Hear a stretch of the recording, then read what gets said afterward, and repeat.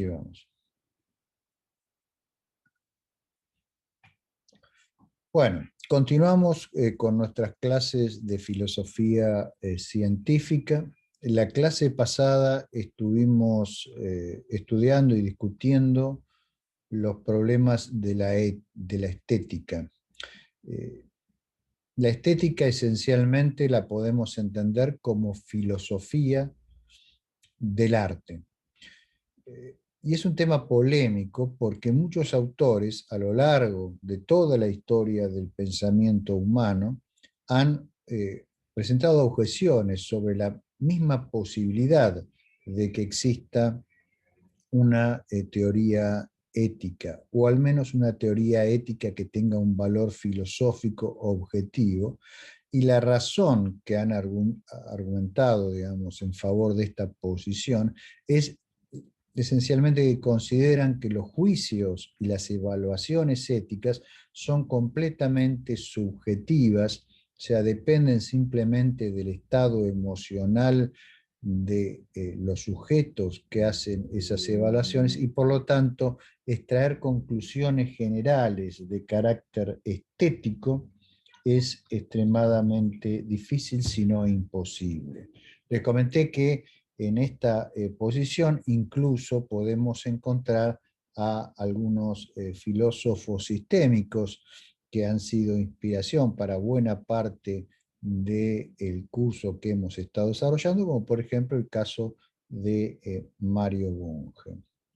Ahora bien, como comenté la clase pasada, yo pienso que esta aproximación a los problemas de la estética es incorrecta, debido a que el arte es una actividad humana. Como toda actividad humana, debería en principio ser posible estudiarla con las herramientas de la ciencia, porque es una actividad material que se manifiesta en el espacio, en el tiempo y a través de procesos. Y también podemos utilizar las herramientas de la filosofía para tratar de analizar los conceptos que están involucrados en los procesos artísticos. De ahí que nos hemos embarcado en el intento de formular una teoría estética, una teoría del arte, o sea, un meta-arte, que esté informado por la ciencia y que es una rama de la filosofía. Cuando la clase pasada, y en esto quiero ser muy insistente, yo hablé de una estética científica, con eso no quiero decir que yo pienso que el arte es científico. Por supuesto que el arte no es científico. Lo que puede estar informado por la ciencia y utilizar algunos métodos desarrollados por la ciencia es el estudio del arte, que es algo diferente, o sea, es la estética. No hay que confundir estética con arte, de la misma manera que antes no teníamos que confundir ética con moral y mucho menos con axiología o teoría de los valores. Entonces, el punto, yo creo, que ha amedrentado a tantos filósofos a lo largo de la historia del pensamiento a la hora de intentar formular una teoría estética, es que los fenómenos que están asociados al arte son extremadamente complejos, son mucho más complejos quizá que los fenómenos que solemos asociar a el comportamiento moral. La complejidad de esos fenómenos es tal que es imposible estudiarlos por mera introspección y por una observación casual del comportamiento de artistas o el análisis circunstancial de obras de arte. Necesitamos ir más profundo, y para poder ir más profundo necesitamos herramientas que la ciencia en los últimos 20 o 30 años nos ha empezado a proporcionar. No solo a partir del estudio de la sociología del arte, o sea, cómo se comportan los artistas cómo es la relación entre los artistas y los productos que ellos generan, cuáles son los sustentos económicos de esa actividad, las diferentes variables que son introducidas a la hora de intentar desarrollar arte, sino también lo que en mi opinión es el aspecto fundamental sobre el cual debe basarse toda teoría estética, es el problema de la experiencia estética. La razón por la cual el arte no nos es indiferente es porque podemos hacer valoraciones respecto a objetos que consideramos que tienen un valor artístico. Y la asignación de ese valor artístico es lo que, digamos, no está claro cómo se realiza. Entonces, la posición que yo adopto aquí es, una vez más, una posición naturalista. Si no sabemos algo, bueno, investiguemos qué es lo que pasa cuando hacemos valoraciones estéticas y qué es esa experiencia estética que invocamos a la hora de valorar estéticamente. Esa experiencia estética, a su vez, parece ser un fenómeno extremadamente complejo que depende de muchísimas variables. Es un sistema de procesos, digamos, una colección de procesos que ocurren en un organismo que es expuesto a un determinado objeto, que llamaremos objeto de apreciación estética.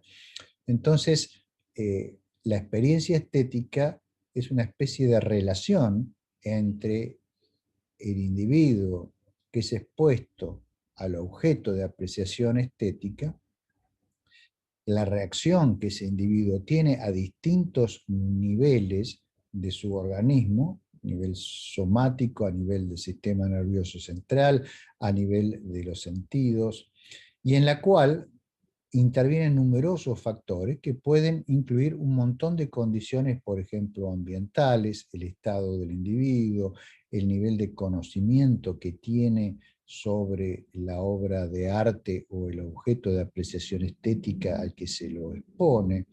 También las circunstancias, como por ejemplo la temperatura, la iluminación, la humedad, en digamos, las condiciones generales en las cuales se produce la interacción con el objeto de apreciación estética. Todo esto hace que el fenómeno sea muy complejo y si queremos encontrar elementos objetivos que se mantienen invariantes frente al cambio de individuos, o sea, si queremos eliminar esa componente de subjetividad que dan todas estas variables que pueden cambiar sobre un espacio enormemente grande de estados, entonces lo que debemos hacer es estudiar lo que pasa en nuestro organismo y en particular en nuestro cerebro cuando sostenemos tener esa experiencia estética. Esto no se puede hacer por mera introspección porque muchos de estos procesos no son conscientes. O sea, a diferencia de lo que pasaba en ética cuando una deficiencia en nuestro organismo nos lleva a una necesidad y esa necesidad nos lleva a determinados patrones de comportamiento y eso nos permite establecer una axiología que a su vez va a regimentar una moral, acá la situación no es tan clara porque no podemos caracterizar tan fácilmente esa necesidad. Aquí esa necesidad surge de la experiencia estética y en la medida que no tengamos una caracterización adecuada de la experiencia estética, será muy difícil entender cómo es que valoramos en arte. De ahí que yo dedicara buena parte de la clase pasada para tratar de identificar algunos elementos que constituyen esta experiencia estética. Afortunadamente, a partir de 1990, la resonancia magnética nuclear funcional se ha puesto al servicio de este tipo de estudios, de tal manera que en general los trabajos que tratan de identificar las bases objetivas y materiales de la experiencia estética aparecen publicados en revistas de neurociencias. De ahí que los filósofos estén bastante retrasados en general respecto a la información científica que es relevante para caracterizar esta experiencia y se limiten en general, sobre todo en las publicaciones de filosofía analítica que aparecen en el ámbito académico anglosajón, a discusiones terminológicas, a la clarificación de conceptos y a cuestiones relacionadas con la estructura lógica de las relaciones entre la experiencia estética y los objetos de apreciación estética, pero digan poco y nada de qué es la experiencia estética en sí misma. De ahí que debemos descansar en la ciencia y por eso es que hablo de una estética informada por la ciencia y en forma resumida de una estética científica.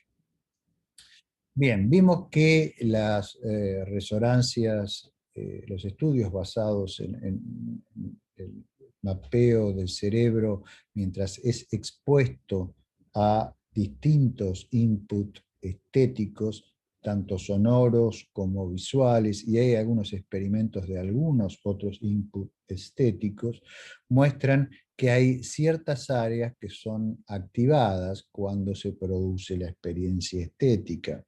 Estas áreas son esencialmente áreas de la parte más profunda del neocórtex y del sistema paralímbico, o sea, la parte más interna del cerebro que está asociada a las emociones.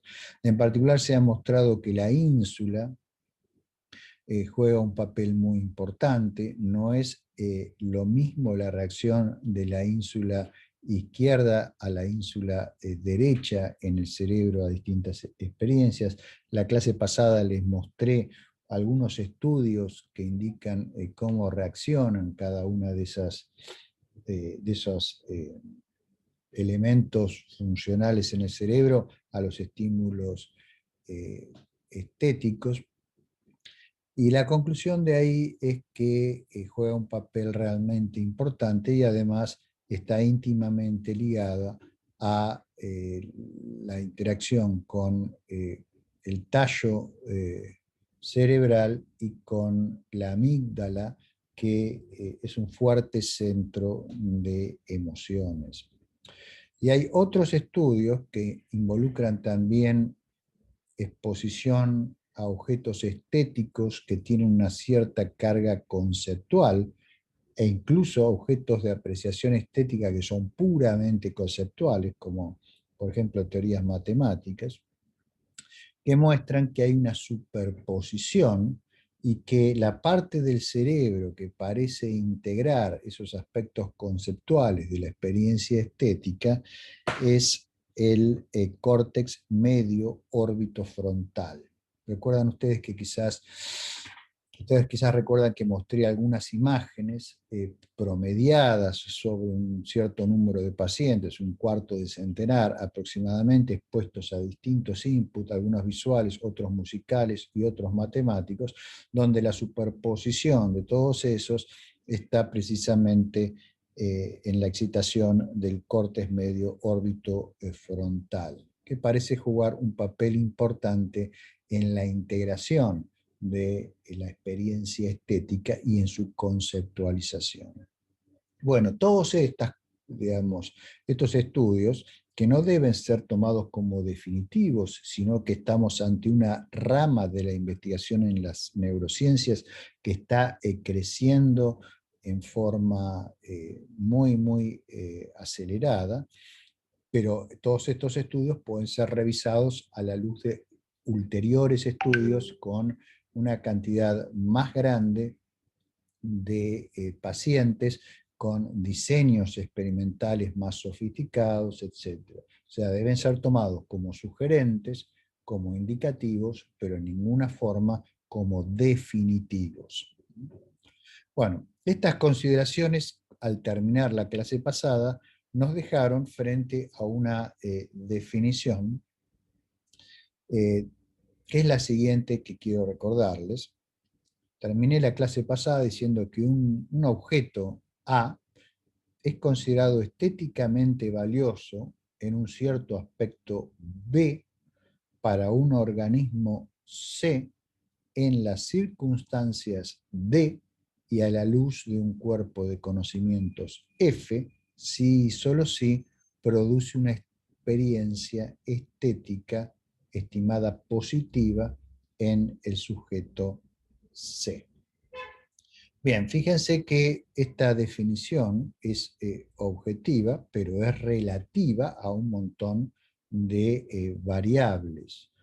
O sea, depende del aspecto del objeto que se está considerando, depende de las circunstancias, como dijimos en la clase pasada, no es lo mismo escuchar un concierto, por decir algo, un concierto de Brahms en Leipzig, por ejemplo, que escucharlo en la casa de uno, en un equipo de música que no anda muy bien, que no tiene buena fidelidad, y encima en una situación donde tenemos frío, calor, la humedad nos ha pesado, nos pesa, etcétera, etcétera. Todo eso va a hacer que la experiencia estética en esas condiciones sea diferente que si estamos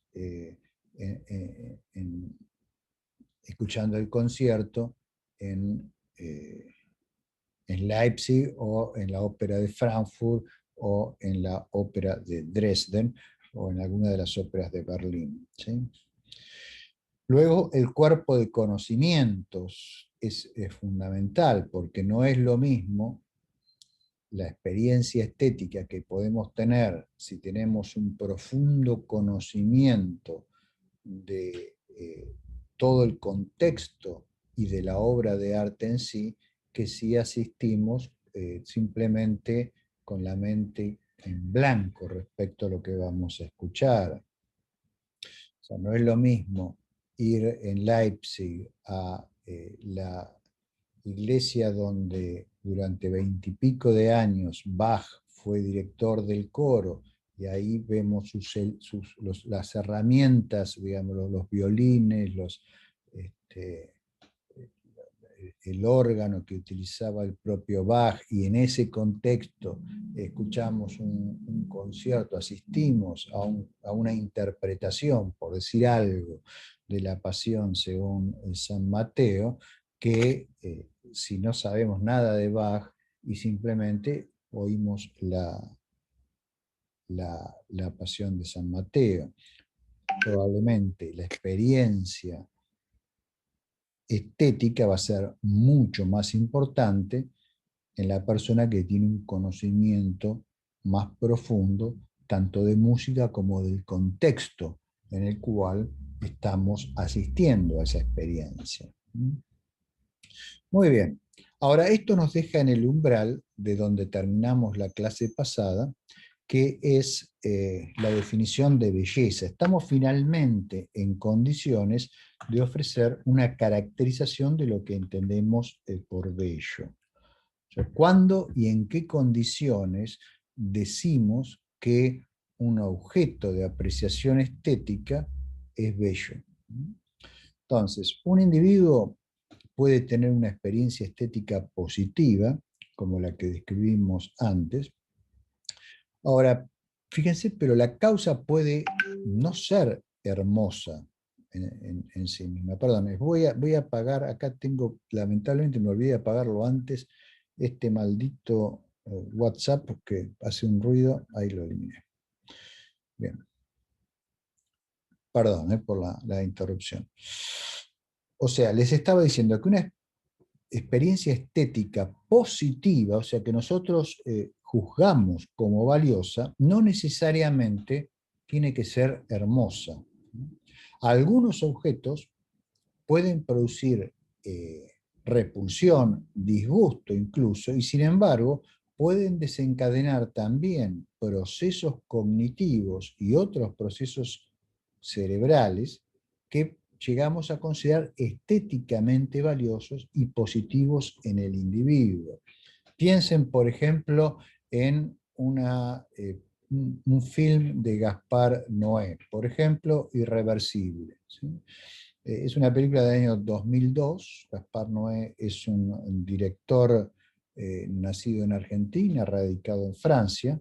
Hace un film tiene una cinematografía que es muy interesante, pero que se basa en una estimulación de los distintos sentidos del espectador, que puede ir desde la irritación por medio de sonidos a un profundo choque con un montón de ideas preconcebidas que podemos tener cuando vamos al cine.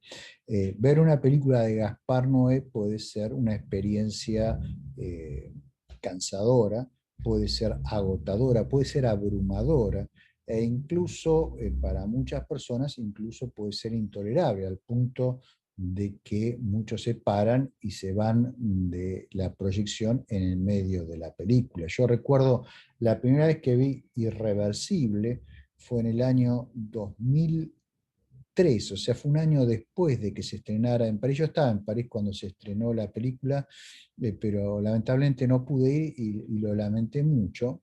Había una gran controversia en esa época en París por el film. Muchos críticos lo atacaban salvajemente.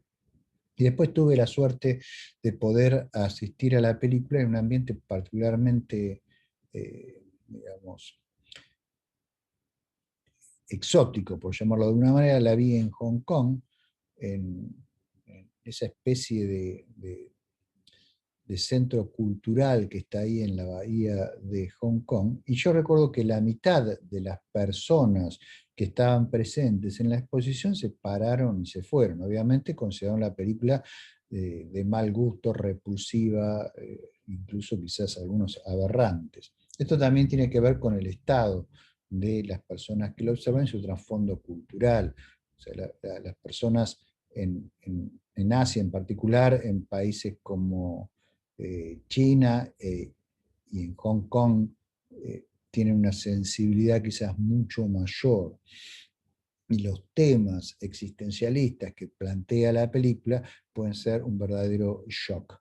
Sin embargo, digamos, a pesar del shock que puede producir la película en el momento, produce un efecto duradero en quien la ve, que lo puede llegar a replantearse un montón de cuestiones, lo puede llevar a pensar sobre cuál es la naturaleza humana, cuál es el sentido de la vida, nos lleva a pensar sobre el tiempo, sobre lo que es el conocimiento de lo que vendrá, sobre las motivaciones de nuestros actos, sobre la ética del ser humano. Y además un análisis más detallado de la película muestra que los recursos estéticos puestos al servicio de la experiencia que la película quiere crear son extraordinarios. Entonces, con el paso del tiempo, yo creo que hay un consenso entre los críticos de que la película es una gran película, es una gran obra de arte. Y eso a pesar de que es una película que podría ser calificada en muchos aspectos como repulsiva. De aquí, ¿qué quiero decir con este ejemplo? Que una experiencia estética puede ser positiva, como yo creo que lo es mirar, por ejemplo, esa película, pero no necesariamente uno va a utilizar la palabra bello para calificar el resultado de esa experiencia y el objeto que disparó la experiencia. Entonces, mi punto es que la relación entre las experiencias estéticas positivas o juzgadas como positivas por un individuo y la belleza no es una relación uno a uno. De hecho, la belleza caracteriza solo a un subconjunto de todas las posibles experiencias estéticas positivas de un individuo. ¿Y cuál es ese subconjunto?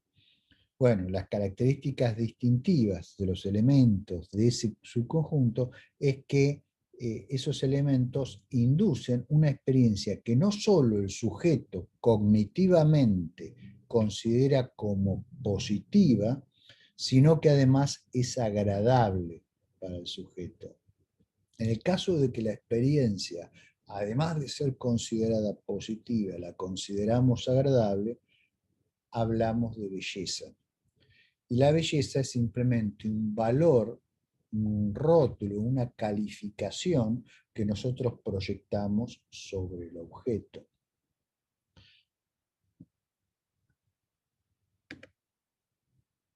Entonces, quizás podemos ser más precisos y decir lo siguiente. La belleza es simplemente el conjunto de todos los objetos considerados bellos por un individuo en las condiciones C en un instante de tiempo T dado. Gustavo, ¿Sí? soy Edu, acabo de entrar. Si te parece, perdón que te interrumpa, si te parece hacerme co-host, así se puede ir Santi. Sí, lo voy a hacer. A ver, esto tenía que venir a participantes. El problema es que pierdo mi cursor. Un segundito, por favor. Aquí, Edu está aquí. More, make co-host. Listo, Edu. Listo. Muy bien. Sepan disculpar. Continuamos. Uy, ya perdí de nuevo el cursor. Ahí. Ahí está.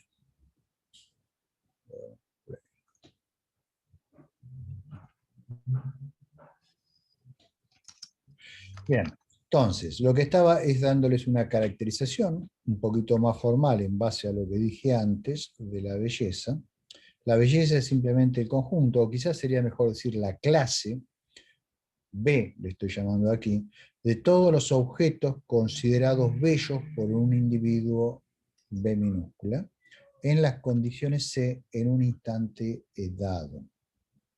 Fíjense que, de nuevo, nuestra consideración de belleza de algo puede cambiar con las condiciones. Algo que por ahí nos pareció bello en un momento en que estábamos en un estado particular, en otro estado completamente diferente, nos puede parecer indiferente o incluso nos puede parecer feo, no bello, digamos. Y también hay una evolución del concepto de belleza con el tiempo, cosas que nos parecían bellas, quizás cuando éramos jóvenes, ahora no nos lo parecen, y cosas que nos parecen bellas ahora, que estamos dispuestos a asignarles el valor de belleza, hoy no lo haríamos, no lo hubiéramos hecho en nuestra juventud. ¿Sí? Y fíjense que podemos ir un poco más lejos y podemos considerar la intersección de B sub I, donde B sub I es simplemente los distintos conceptos de belleza para objetos de una clase X en un grupo específico G de individuos, donde esa I va de 1 hasta N, donde N es el número total de individuos en el grupo que estamos considerando. En una cierta sociedad donde está inmerso ese grupo. Entonces la de todos esos conjuntos o clases de objetos bellos para los individuos de ese grupo conforman lo que podemos llamar el ideal de belleza de ese grupo. El ideal de belleza, como la belleza misma, es una abstracción, por supuesto, no es algo que está ahí afuera en el mundo. Lo que está ahí afuera en el mundo son los objetos de apreciación estética que nosotros consideramos como bellos. ¿Sí? Y ese nosotros, cuando se extiende a un grupo, en una determinada sociedad, y los distintos conceptos de belleza, que son todos conjuntos, tienen una intersección no nula, a esa intersección le llamamos el ideal de belleza de ese grupo. Así, por ejemplo, distintos grupos sociales tienen distintos ideales de belleza respecto a distintas clases de objetos. Claramente, entre los impresionistas el ideal de belleza era diferente que entre un autor clásico, y un autor clásico claramente era diferente de un autor gótico. ¿Sí? E incluso esto puede llevarse a un nivel más cotidiano. El ideal de belleza de, por ejemplo, un rostro es muy diferente para una persona del siglo XXI que para una persona del siglo XVIII. ¿sí? Ustedes habrán visto esos retratos de mujeres regordetas en el siglo, las pinturas, en muchas pinturas del siglo XVIII, que no coinciden con el ideal de belleza femenino quizás que existe hoy en día o que existió durante el siglo XX. Entonces, esos ideales de belleza son siempre relativos a un cierto grupo, lo cual no quiere decir que son subjetivos, ¿sí? Porque fíjense que la definición es perfectamente objetiva. Entonces enfatizo que no solo las obras de arte pueden ser objetos de valoración estética y por lo tanto estéticamente valiosas. Objetos naturales y procesos naturales también pueden ser objetos de apreciación estética. Por ejemplo, paisajes, ¿sí? Ustedes habrán visto quizás diferentes paisajes a lo largo de su vida que les han producido profundas impresiones estéticas y los han llevado a hacer valoraciones, ¿sí? Quizás en las montañas, quizás en alguna situación en el mar, quizás cuando vieron un arco iris. También los rostros humanos, obviamente, y distintas clases de objetos naturales, animales, artefactos tecnológicos, ¿sí? A mí, por ejemplo, me puede resultar extraordinariamente bella una edición antigua de un cierto libro con una cierta tipografía, ¿sí? A algún otro le parecerá muy bello un determinado automóvil, ¿sí? En el grupo de individuos que tienen afición por los automóviles, habrá algún ideal de belleza de lo que es un automóvil. Sí que cambiará con el tiempo, obviamente no va a ser lo mismo en los años 50, cuando Fangio era campeón del mundo, que en la actualidad. Ese ideal va evolucionando con las personas que tienen las experiencias estéticas. También las teorías científicas y las teorías de la matemática pueden ser considerados como objetos de apreciación estética. En este caso son objetos conceptuales. No hay muchos estudios sobre cómo reacciona el cerebro en estos casos, pero entiendo que ahí la mayor excitación se va a producir en el córtex medio órbito frontal.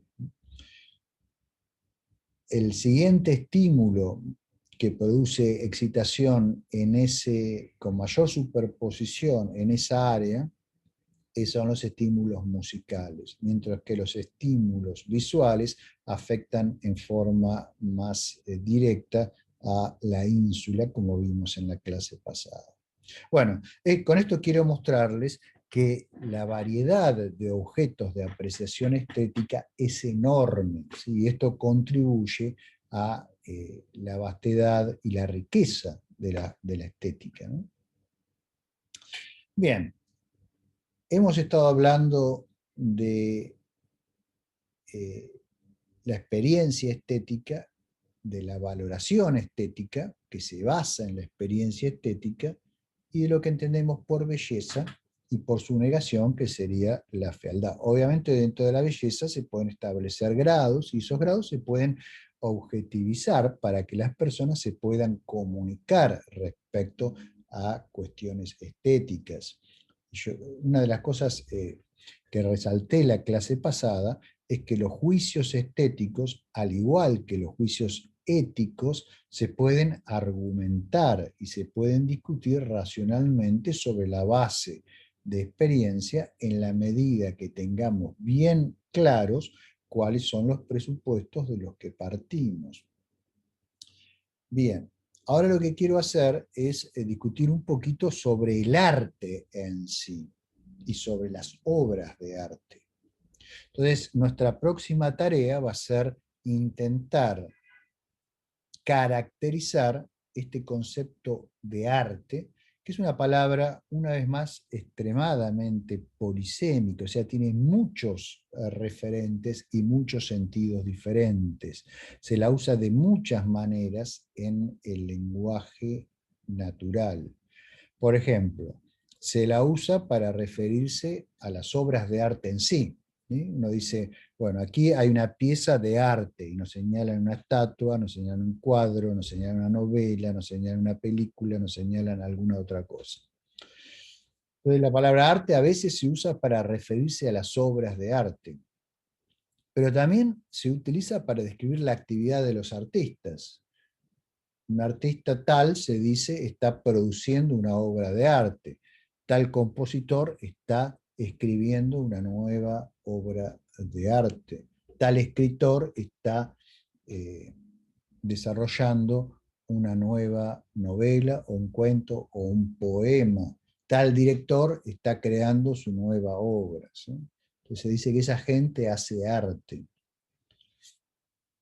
Y también hay muchas otras actividades asociadas con el arte que están profundamente implicadas con el mismo y que a veces también son calificadas como arte, incluyendo las tareas de evaluación de las obras de arte, la distribución del arte, la exhibición del arte y muchas otras más.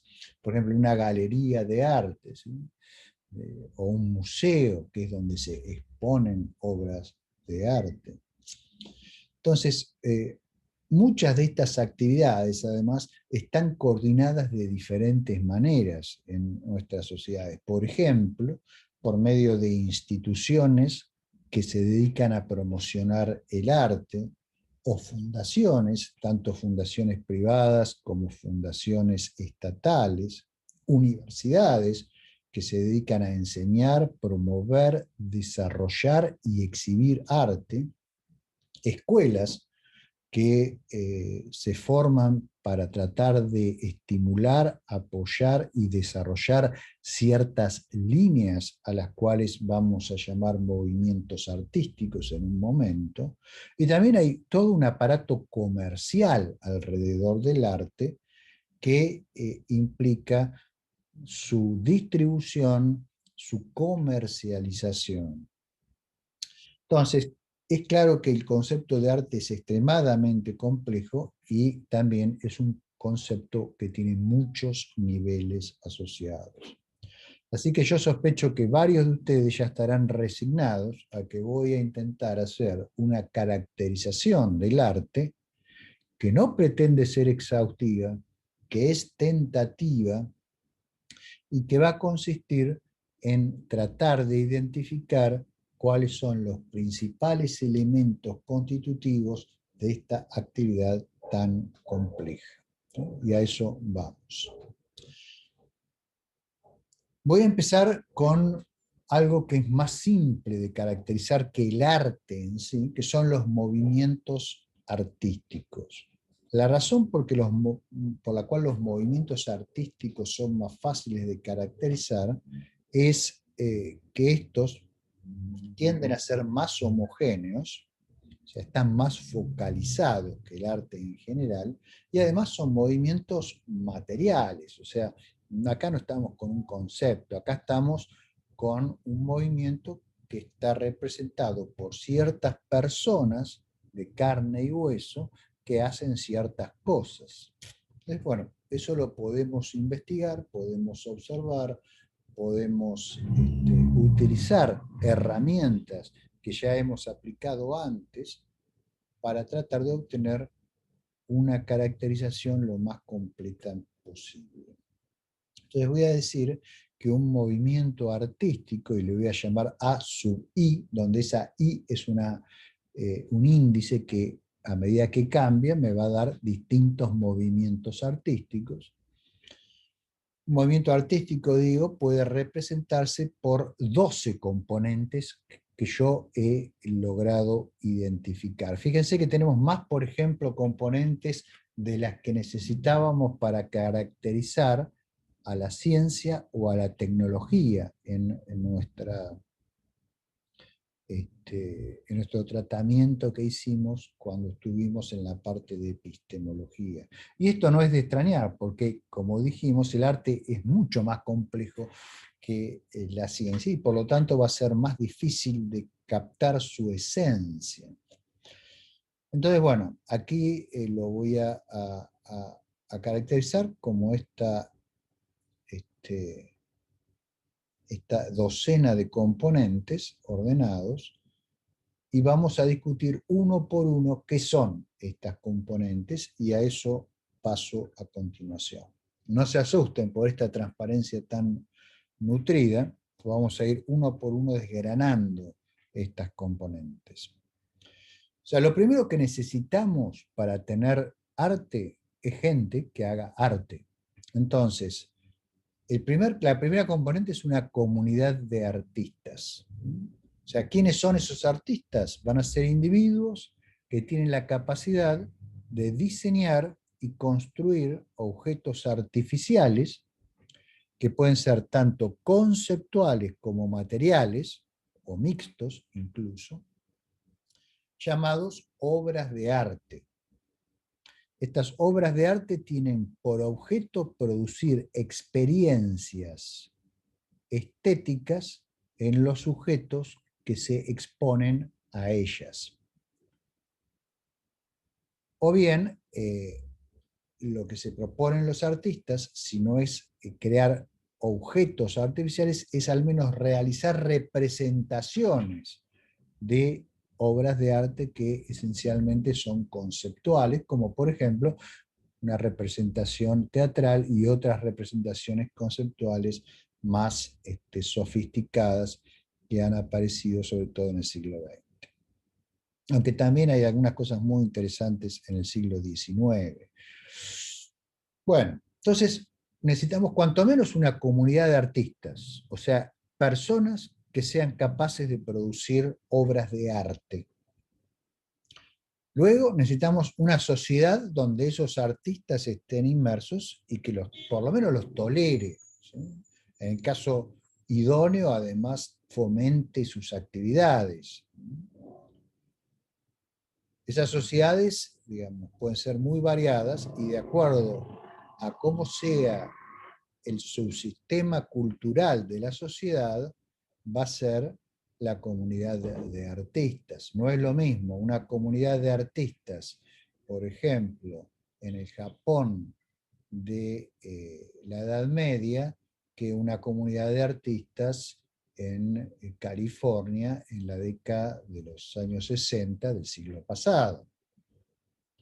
O sea, la sociedad deja su impronta en la comunidad de artistas.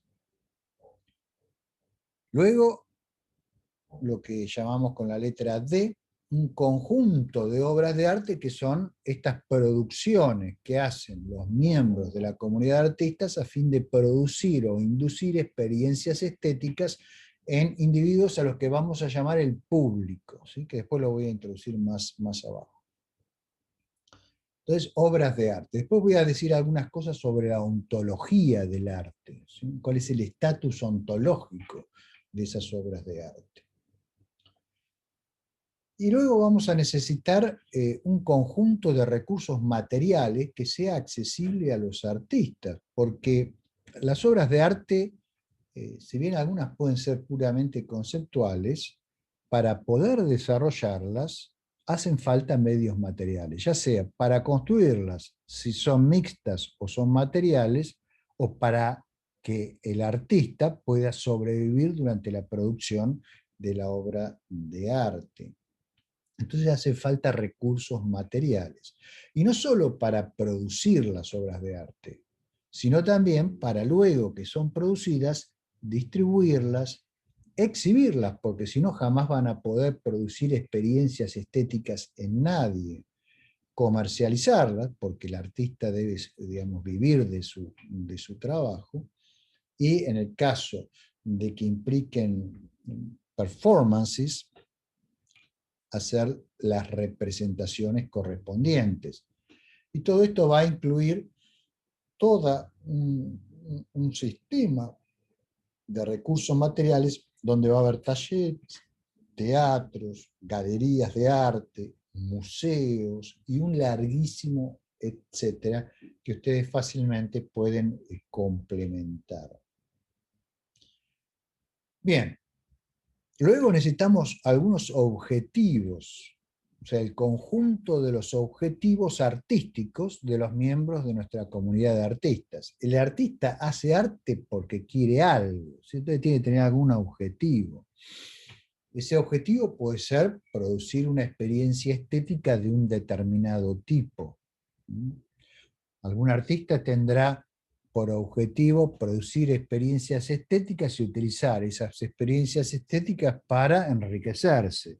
Otro, Dios sabe qué objetivo tendrá, pero si va a hacer algo, va a ser un comportamiento que va a estar guiado por un objetivo, y esos objetivos forman parte de los movimientos artísticos. Distintos movimientos artísticos tienen distintos objetivos. Algunos, por ejemplo, quizás, por ejemplo, como ustedes pueden pensar en el surrealismo, que tuvo su auge en los años 20 y 30 del siglo pasado, bueno, en primera instancia es producir una especie de shock en la persona que se enfrenta a la obra de arte, que lo obliga a replantearse una serie de cuestiones. En el caso, por ejemplo, del expresionismo, los objetivos son diferentes. Es tratar de expresar estados internos a través de la manipulación de los medios externos. Y en el caso de una obra de arte gótico, es expresar un orden trascendente del mundo a través de elementos materiales. Y así puede haber para cada movimiento artístico objetivos que son muy, muy diferentes. Luego necesitamos un conjunto de conocimientos disponibles para los miembros de SEA a fin de que logren esos objetivos. Si ustedes no tienen conocimientos, no van a poder desarrollar ninguna obra de arte. Imagínense que quieren hacer una obra de arte pictórica. Si ustedes no tienen el manejo de las técnicas de la pintura, de la perspectiva, el manejo de los colores y muchas otras cosas, no van a poder desarrollar la obra. Entonces necesitan un conocimiento. Luego viene el conjunto de supuestos filosóficos que comparten esos miembros. Ustedes dirán, pero ¿y acá por qué entra la filosofía? Y entra la filosofía porque en forma consciente o inconsciente los artistas adoptan una posición filosófica. Retomemos un ejemplo que di un momento atrás. El artista gótico trata de expresar un orden trascendente del mundo. O sea, tiene una visión del mundo. Piensa que hay un orden natural y hay un orden supranatural.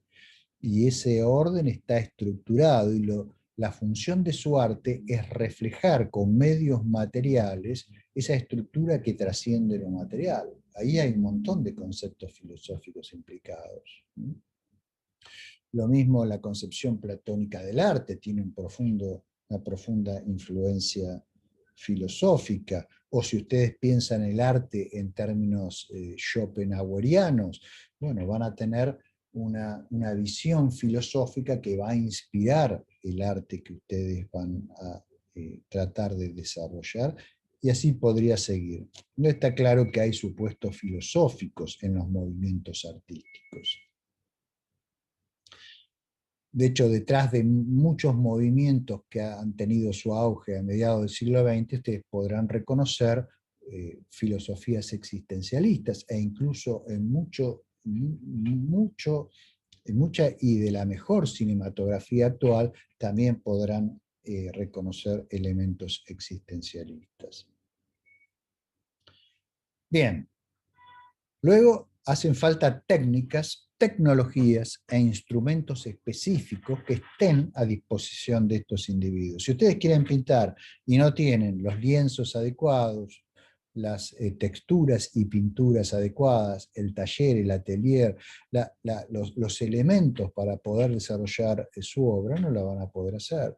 Y hoy en día el arte, por ejemplo, a veces requiere elementos tecnológicos que son muy avanzados. Hay obras de arte que son sorprendentemente complejas desde un punto de vista tecnológico. Entonces hace falta una serie de instrumentos específicos. Piensen solamente en una orquesta, la cantidad de instrumentos musicales, ¿sí?, que hacen falta para que una orquesta pueda producir su arte. O si ustedes son escritores, van a tener que escribir con algo. Lo mínimo que van a necesitar es una hoja de papel y un lápiz, pero esos son elementos tecnológicos. Imagínense en el cine, una de las formas artísticas que yo más aprecio. Van a necesitar desde computadoras, por supuesto, a los equipos de filmación, los equipos de audio, las máquinas para hacer el montaje, todos los props que se van a fabricar para poder crear los ambientes adecuados, la iluminación. Son tantos los aspectos técnicos que entran en el cine que es superfluo siquiera que se los enumere. Así que bueno, yo creo que es muy claro que hacen falta conjuntos de técnicas, tecnologías e instrumentos para poder hacer arte. Seguimos. Luego tiene que haber un conjunto de reglas, prescripciones, convenciones, instrucciones específicas de los miembros del movimiento artístico en conexión con ese movimiento específico. Obviamente, si ustedes son impresionistas, van a usar un montón de reglas a la hora de crear sus obras que van a ser muy distintas que si ustedes son expresionistas, o si son cubistas, o si son modernistas, ¿sí? Entonces, o si hacen arte conceptual. Entonces, tiene que haber un conjunto de reglas que son las que caracterizan a ese movimiento y nos permiten diferenciarlo de otros, ¿sí?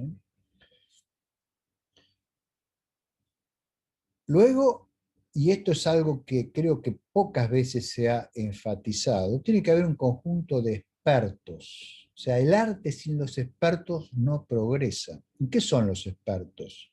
Los expertos son los críticos. El crítico del arte es parte del movimiento artístico. Lo moldea, a veces lo reorienta, a veces hace que cosas caigan, obras de arte caigan y otras se eleven. Entonces, ese conjunto de expertos lo que hacen es formular juicios estéticos justificados sobre los elementos o las obras de arte que producen los artistas de acuerdo a las reglas del movimiento al que pertenecen. El efecto de los críticos en el desarrollo de los movimientos artísticos los comento en el libro, perdón, no en el libro, en el artículo que publiqué en Foundations of Science, y me acuerdo bien en el año 2018, sobre una teoría estética basada en la ciencia, y ahí tomo algunos ejemplos de cómo algunos objetos de consideración estética, digamos, fueron afectados por las evaluaciones de los críticos de arte. Y tomo ejemplos de campos completamente diferentes. Tomo una sinfonía de Beethoven, tomo una película de Martin Scorsese, Taxi Driver, y tomo una teoría científica, ¿sí? O sea, objetos muy, muy distintos. Y creo que es interesante mostrar, digamos, cómo es el acople entre el experto de arte, el crítico de arte y la evolución de la apreciación de la obra de arte por el público, que en el fondo está reflejando cómo evoluciona la experiencia estética en función de los juicios de los críticos. Los juicios de los críticos que a su vez dependen de justificaciones que pueden ser correctas o incorrectas y son susceptibles de análisis racional, y eso es lo que hace a buena parte de la literatura en estética. Se discuten cuestiones de validez de juicios estéticos. Entonces, este punto que no estaba incluido, por ejemplo, en nuestro análisis similar de ciencia, aquí es muy importante. Y luego necesitamos algo que es esencial, que es un público, o sea, un conjunto de individuos que son expuestos a los efectos de las obras de arte creadas por los artistas. Y es en este público en el cual se espera, o el artista espera, que se produzca la experiencia estética, que es con la cual está tratando de transmitir un tipo de experiencia que normalmente no se suscita con esa intensidad en la vida cotidiana. Por último, un sistema de valores, una axiología que es adoptada por los artistas y que está basada en una ética, a su vez, que está compartida por los miembros de la sociedad. Hay un acoplamiento, y yo creo que debería ser un acoplamiento virtuoso entre el sistema de valores estético y el sistema de valores éticos. Aquí hay un mundo por investigar. Espero que alguno de ustedes se sienta estimulado como para poder seguir investigando en estos aspectos, que me parecen muy, muy interesantes, por cierto. Bueno, estamos a las 5 de la tarde, pasada ya. Si les parece, hacemos una breve interrupción, como siempre, y volvemos armados del mate en 5 a 6 minutos.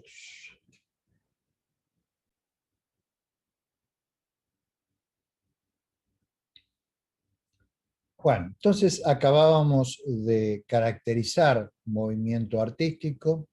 He identificado 12 distintas características que me parecen cada una de ellas esencial para poder hablar de un movimiento artístico. Eso no quita que esto no sea perfectible. Quizás hay algún aspecto que no he analizado correctamente. Entonces, esto siempre es una invitación a que las cosas se hagan mejores. Como en las teorías científicas, ¿no? Uno siempre está esperando que aparezca una teoría mejor y que reemplace a la anterior. La ausencia de dogmatismo es una característica esencial de la filosofía científica. Bueno, entonces, estos movimientos artísticos caracterizados de esta manera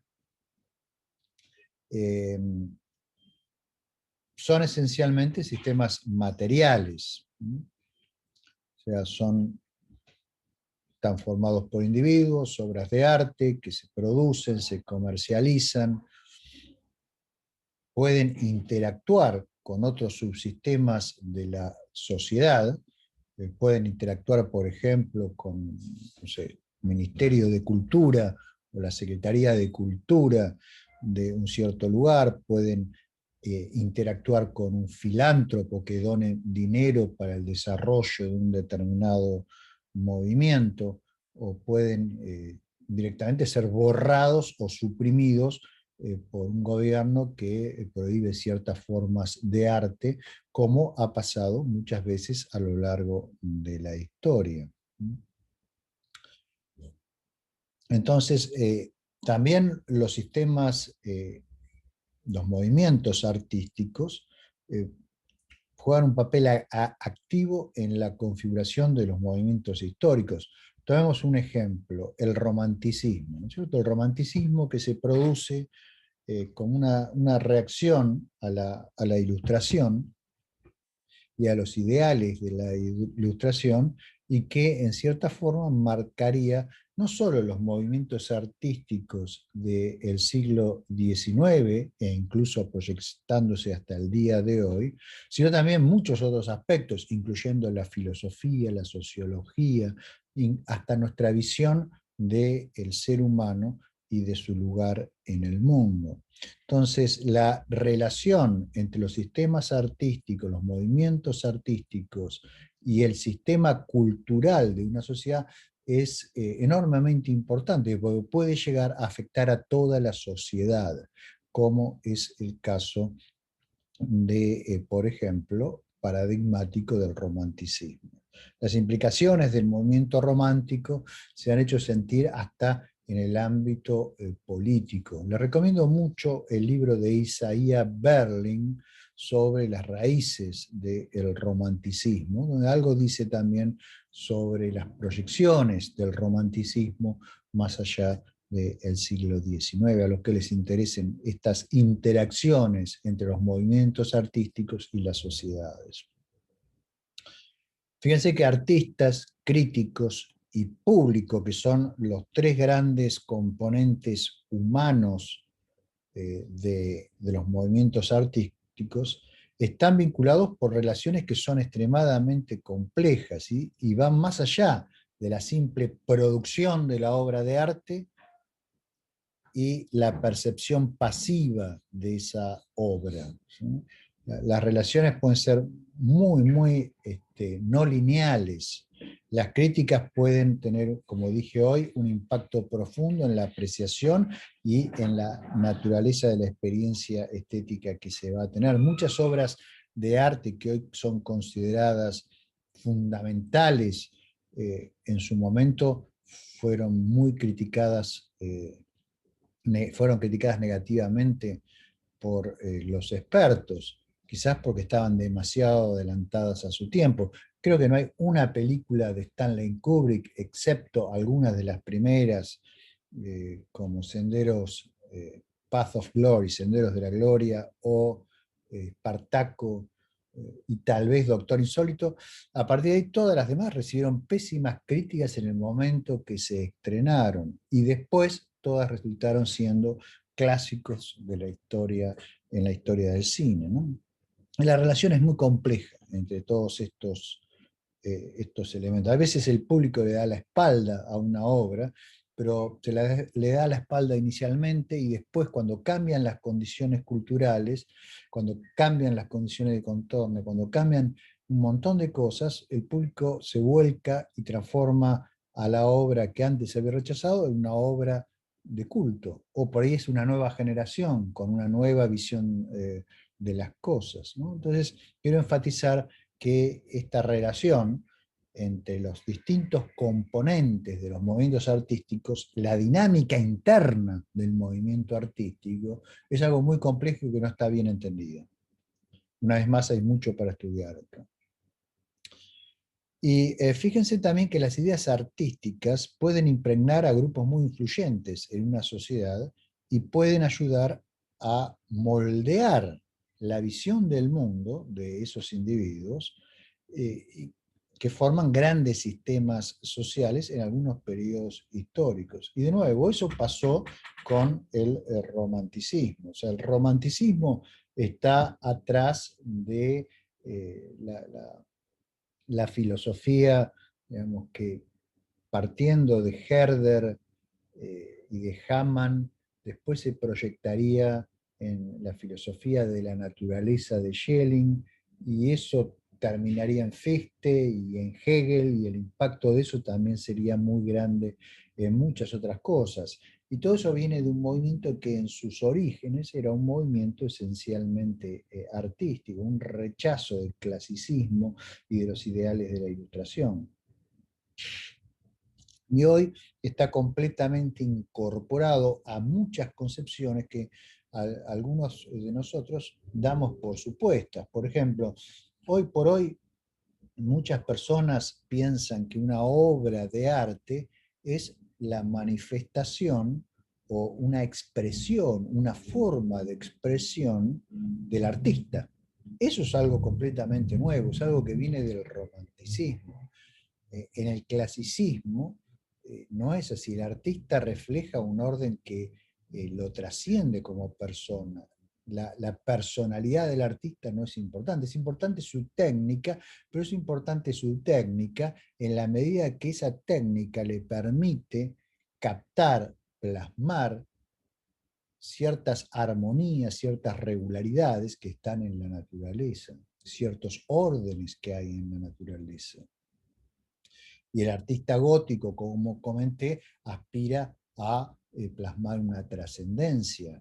Nadie sabe quién construyó las catedrales y no están firmadas. Hoy cualquier nabo escribe un poema de pacotilla y lo firma, ¿sí? Fíjense el cambio de mentalidad que se ha producido en nuestra forma de ver el arte, y eso esencialmente viene del romanticismo. Entre los antiguos tampoco había esa digamos, necesidad de expresión personal a partir del arte. De hecho, el origen del arte clásico está en el intento de reflejar el logos y el cosmos, o sea, las armonías subyacentes en el mundo, y no en expresar a un individuo.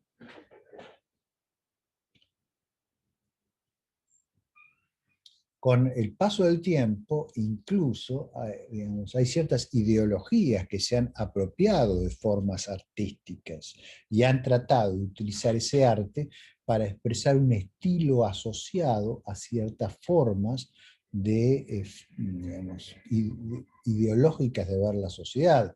Ustedes recordarán a Goebbels y su arte nazi, o recordarán el arte en la Unión Soviética, con todos esos trabajadores musculosos haciendo fuerzas, ¿sí? Bueno, esas son apropiaciones ideológicas de movimientos artísticos, pero la influencia no es tan simple, porque a su vez el movimiento artístico tiene influencia sobre el pensamiento ideológico. De hecho, digamos, parte del gusto, por ejemplo, por las grandes manifestaciones en los movimientos totalitarios, se realimenta de la contemplación de ciertas obras de arte que reflejaban eso con un intento artístico. Por ejemplo, podemos pensar en los films de Leni Riefenstahl, ¿sí? Hechos en la Alemania nazi en el periodo de los años 30, ¿sí? Su famosa película Olimpia, que es, digamos, una obra importante desde el punto de vista de la historia del cine.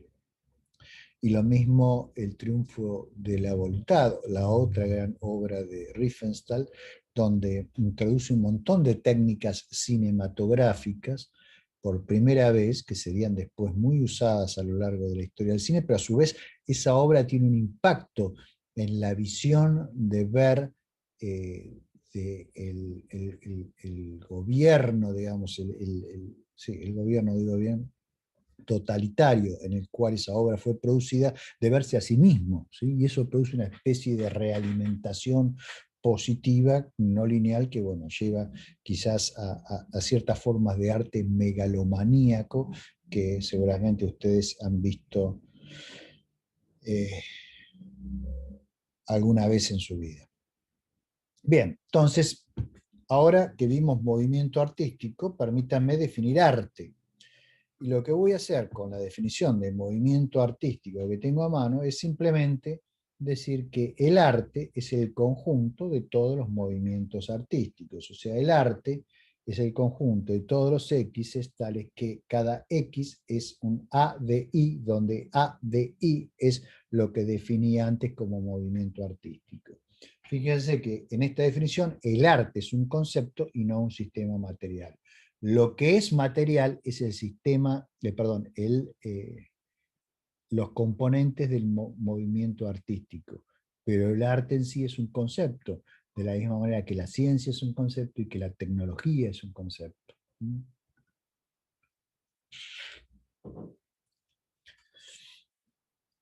Ahora, el estudio del arte va a ser el estudio de los sistemas artísticos, o sea, de los movimientos artísticos y de lo que estos movimientos van a ir generando. Cada uno de estos movimientos va a tener características distintivas. No es lo mismo el modernismo catalán, por decir algo, que el naturalismo francés. No es lo mismo la música romántica que la música barroca. Y así podríamos mencionar numerosos movimientos muy disímiles. O sea, cada movimiento tiene sus características específicas, una clase de obra de arte que produce, reglas, convenciones que le son propias, su propio público, los críticos, etcétera, etcétera, etcétera. Lo que tienen todos ellos en común es que todos buscan producir experiencias estéticas en sus públicos. Eso es lo que hace que digamos que a pesar de todas sus diferencias, estos movimientos son movimientos artísticos. Bueno, ¿y qué podemos decir de la ontología del arte? ¿Sí? O sea, ¿qué es la ontología del arte? Es la discusión sobre la naturaleza de los elementos que son producidos por los movimientos artísticos. Lo que yo voy a sostener aquí es que las obras de arte, o sea, lo que se produce en un movimiento artístico, son artefactos culturales. O sea, construcciones intencionales que pueden ser materiales, conceptuales o mixtas también, creadas por seres humanos con el objetivo de producir experiencias estéticas. Entonces, son artefactos porque los hacen los seres humanos de acuerdo a ciertas técnicas y satisfaciendo ciertas reglas. Son intencionales porque no son el fruto de la casualidad. Tienen una naturaleza que puede ser tanto material como conceptual o mixta. Y su objetivo es producir experiencias estéticas. ¿Sí? Entonces, si no tienen por objetivo producir experiencias estéticas, no son obras de arte. Son objetos que pueden ser evaluados estéticamente, pero no necesariamente son obras de arte. Un automóvil, por ejemplo, no es una obra de arte, por más que haya personas que digan, este auto realmente es muy hermoso.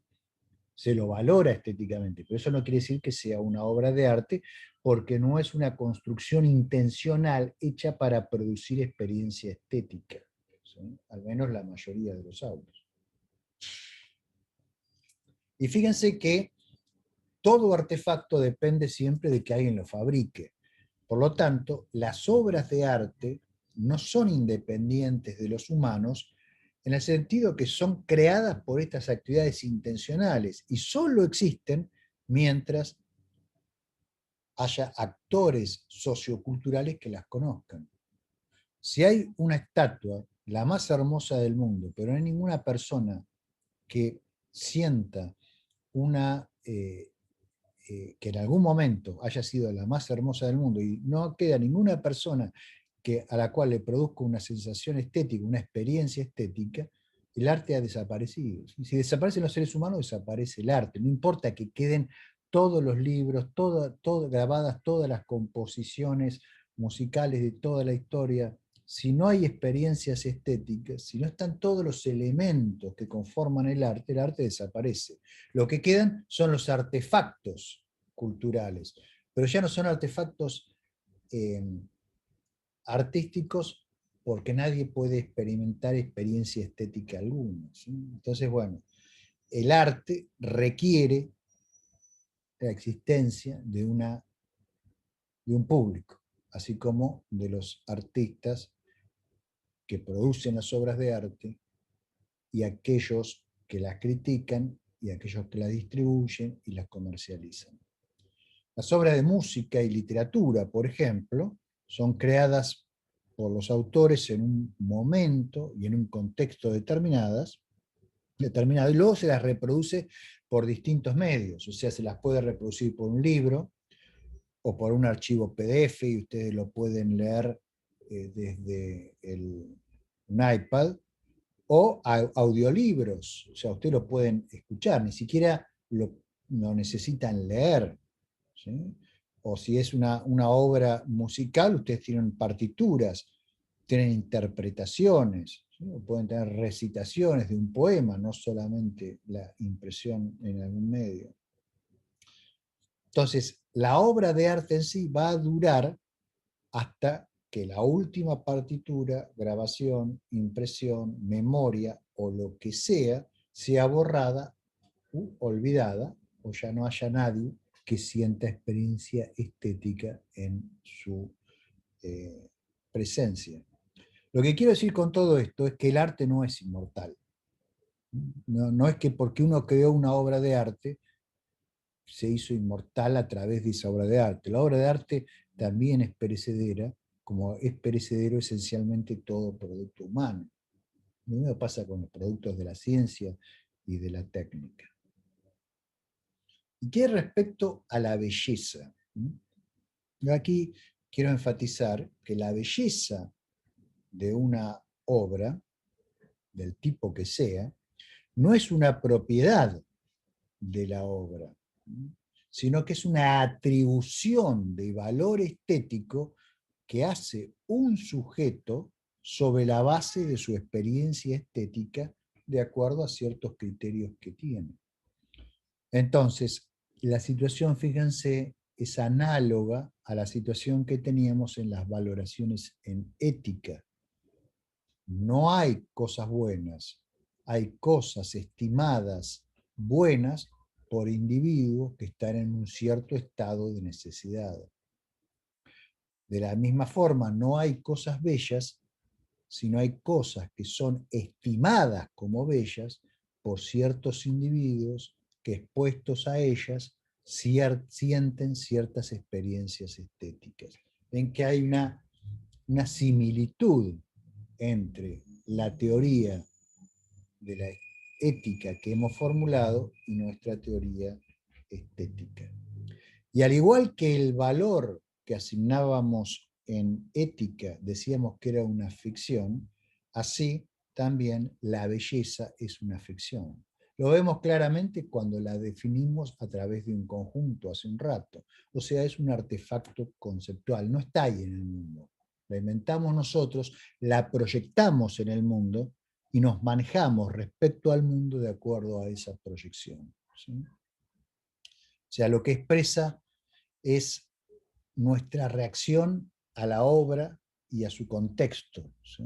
Y también podemos asignar belleza a procesos naturales, a objetos naturales y demás. Y eso va a determinar cómo nosotros nos comportamos también respecto a esos objetos o esas situaciones. Si yo voy caminando y veo un atardecer hermosísimo, como me ha pasado muchas veces en mi vida, me detengo y me quedo contemplándolo.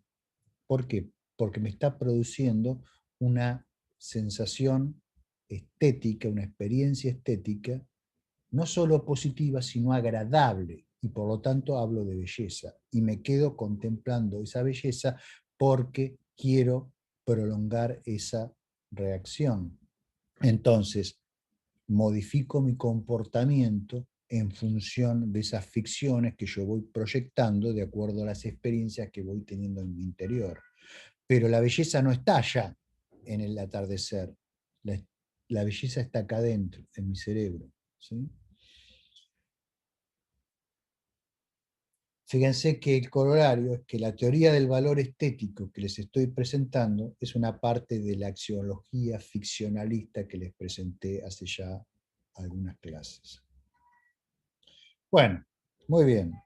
Y esto nos lleva a tratar de resumir un poco todo esto que hemos estado diciendo, y lo voy a hacer de la siguiente manera.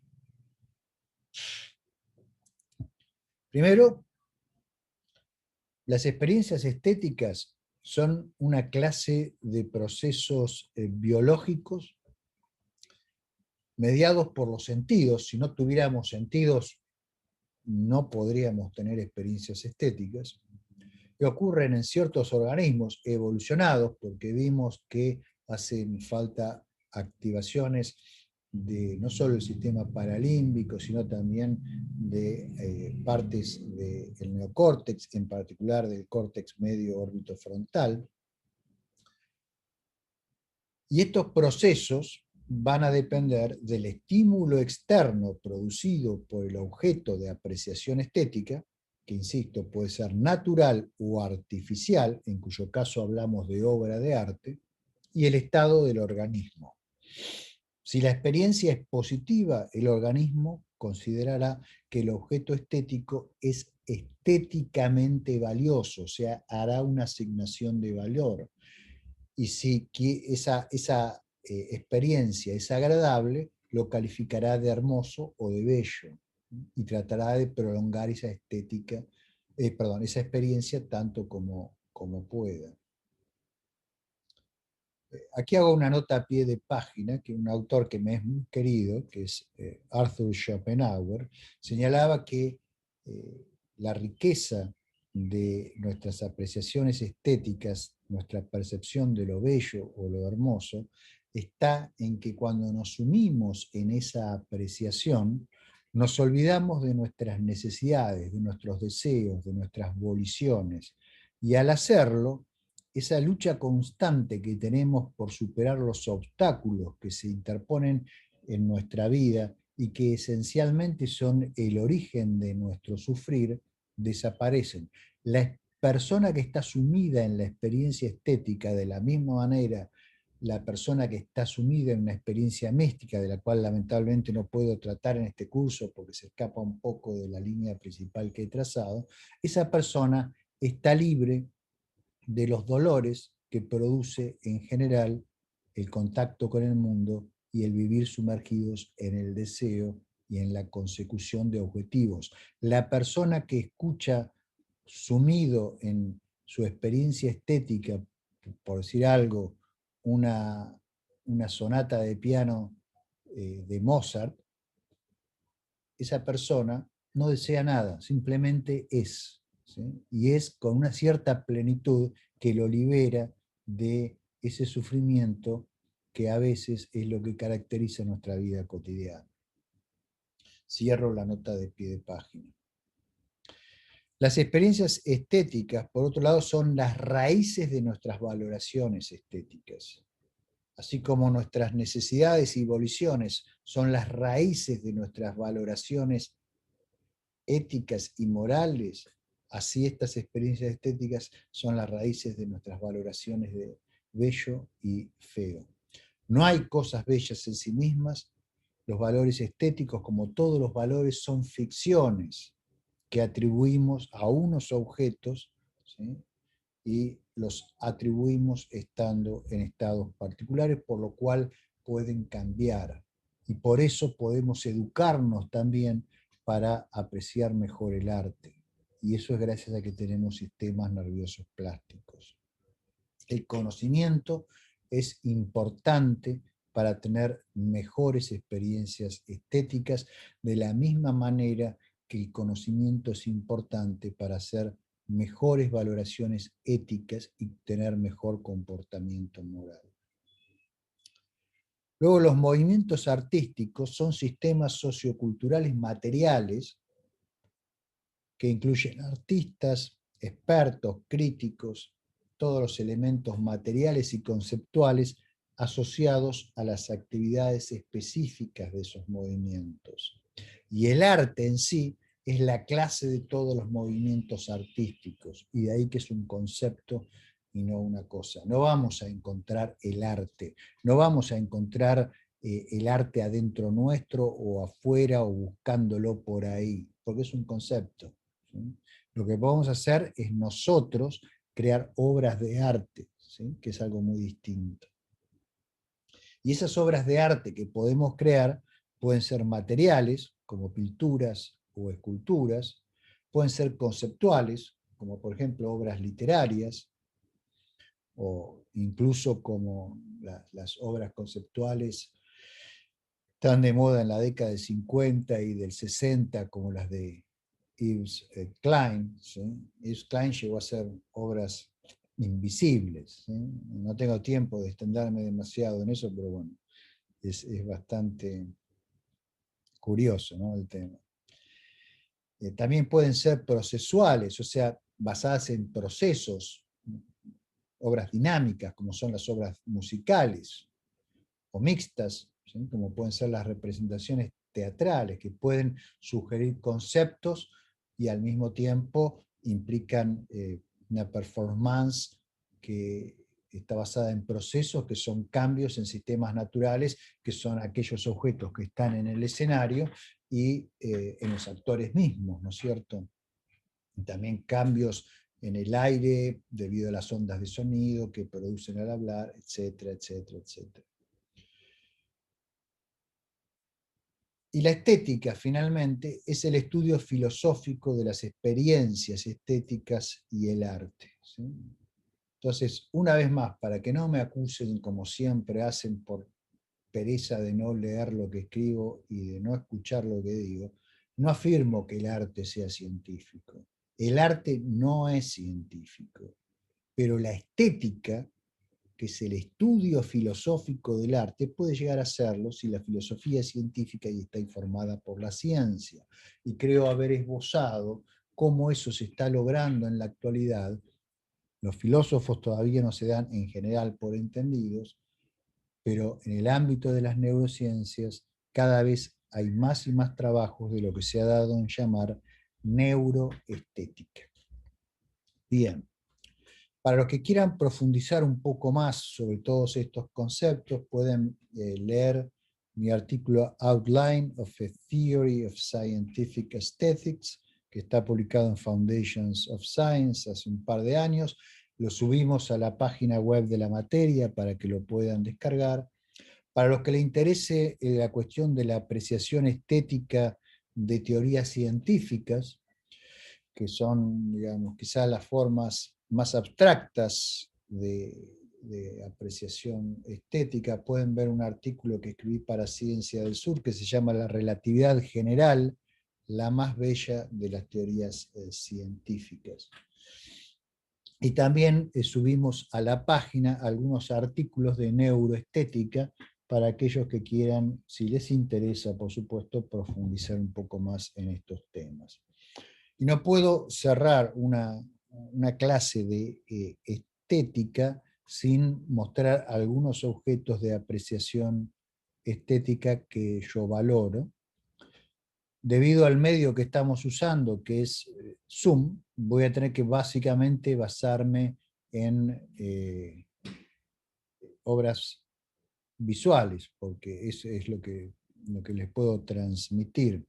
No puedo explayarme sobre teatro o cine, que es una de las formas de arte que me es más querida, o sobre música, pero bueno, al menos les puedo mostrar algunas obras de arte que me gustan y trato de frecuentar. Aquí, por ejemplo, en esta misma página están viendo uno de los laterales de un tríptico de Grunewald, ¿sí? Que es un primitivo alemán que, precursor de las técnicas del Renacimiento, pero que todavía se maneja con una visión del mundo más propia del mundo medieval.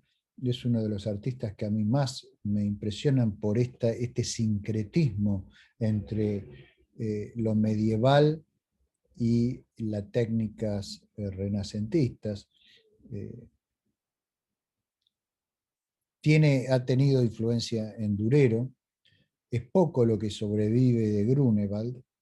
La mejor colección está en el museo que está en la ciudad de Colmar, en Francia, pero también pueden encontrar obras de Grunewald en la parte de la Galería de Arte Antiguo en Karlsruhe, y en el Stadel Museum, que es de donde está sacada esta foto, de Frankfurt. Grunewald, su esposa padecía enfermedades mentales en una época en que las enfermedades mentales eran vistas como episodios de posesión diabólica, y bueno, aquí está precisamente reflejando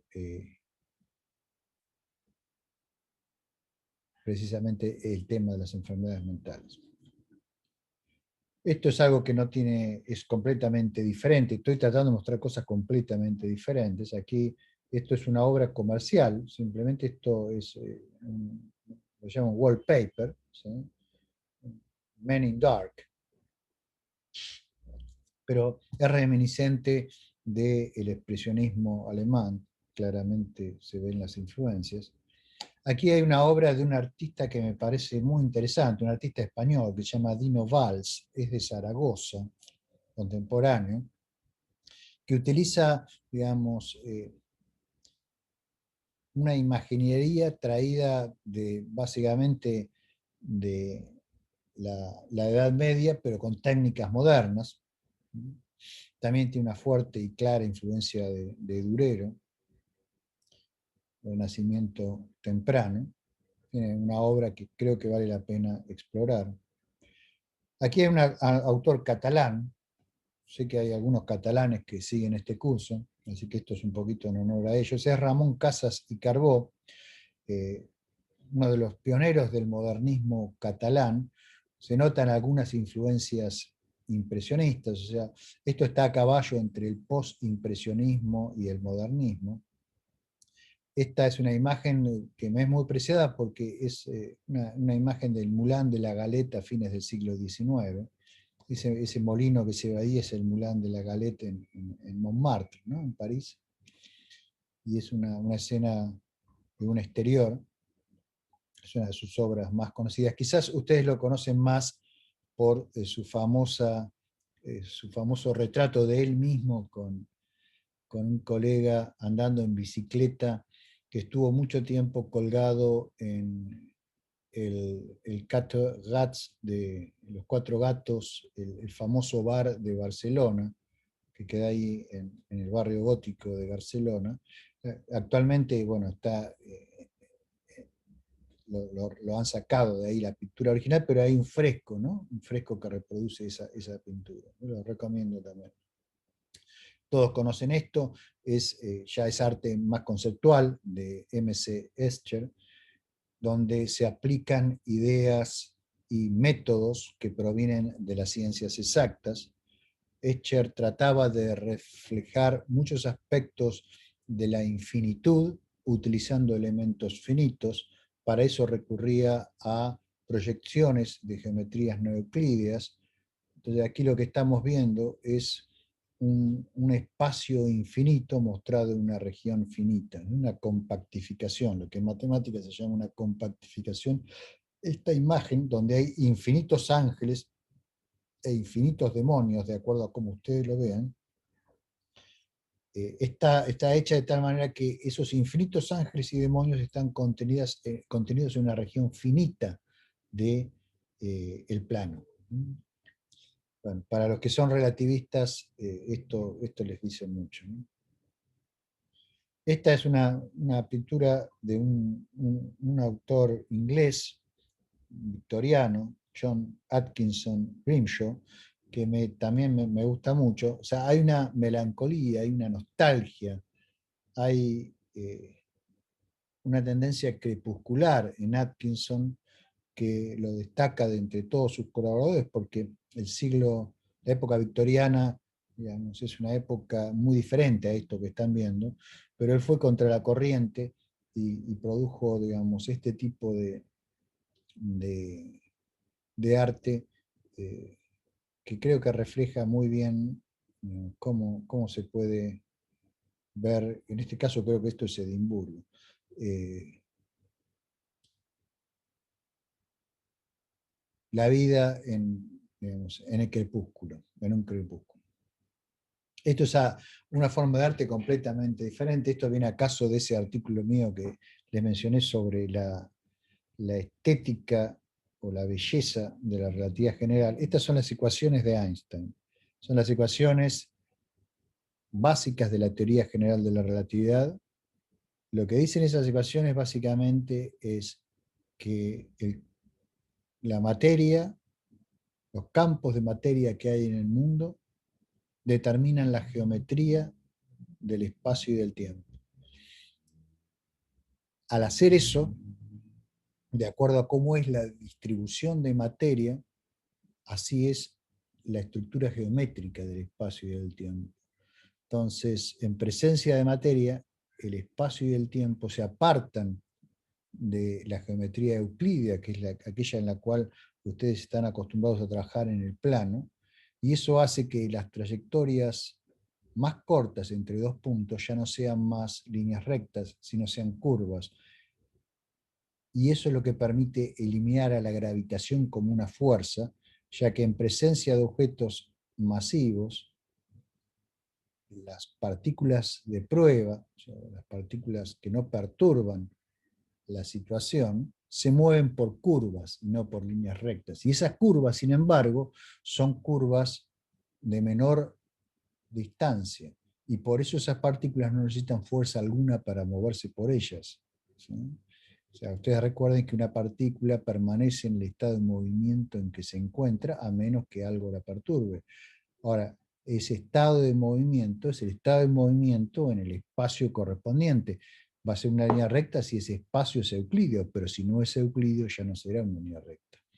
Entender todo eso en el contexto de esta teoría y de cómo se da, crea un efecto en muchas personas estético, además de, por supuesto, un efecto de deslumbre intelectual. Y de ahí que se puede hablar de la belleza de una teoría. Esa belleza está asociada a una serie de factores que discuto en ese artículo, los cuales están la simetría, la completitud y un montón de otras cosas. Y termino mostrando algo completamente diferente. Este es el interior de la Basílica de Saint-Denis, ¿sí? En Saint-Denis, cerca de París. Es aquí el coro de esta iglesia fue el primer coro gótico. El gótico nació aquí, nació en Saint-Denis, por parte de la Suger. Y entrar a esta basílica, la parte de la nave principal está reconstruida en el siglo XII, hacia fines del siglo XII, pero es extraordinariamente luminoso. Esto es piedra, piedra puesta sobre piedra, y el uso del vitró, de los cristales coloreados junto con la piedra, crea una sensación etérea a pesar de que esto está hecho con elementos extraordinariamente materiales. Entonces, en el juego de la luz y de los espacios abiertos, todo el arte está hecho, digamos, de tal manera que esos espacios sean posibles, y todos los puntos hacen que uno donde lo fije, la vista rápidamente se eleve. Todo eso tiene una simbología, por supuesto. O sea, leer una catedral es una experiencia estética de primer orden. Yo los invito a aquellos de ustedes que tengan gusto por el arte, a adentrarse en el arte gótico y descubrirán un mundo maravilloso. Bueno, muy bien. Con esto termino la clase de hoy, cierro la parte de estética y quedo a disposición de vuestras preguntas. Así que, Edu, si querés coordinar las preguntas, aquí estoy para responder. Bien, bueno, primero tenemos una pregunta de Juan Pablo Garderes, que pregunta, ¿la estética científica debe restringirse únicamente a la experiencia estética positiva humana? Bueno, en principio no, por supuesto. O sea, nada quita que haya experiencia estética en otras formas de vida con por lo menos sistema nervioso central evolucionado, ya que la investigación científica nos muestra que parece estar relacionada con actividades en el neocórtex y en el sistema paralímbico. Ahora, eh, hay algunos estudios, no mucho, de experiencia estética en animales. Parece ser que los grandes simios son capaces de tener experiencia estética. En mi opinión, quizás otro tipo de animales también lo son. Yo, por ejemplo, observo mucho a mi perra, ¿no? Y mi perra Lani, ¿sí? Ella le gusta la música. Entonces, le gusta algún tipo de música. Si, por ejemplo, yo le pongo música de la que escucha la juventud hoy, ladra y se enoja.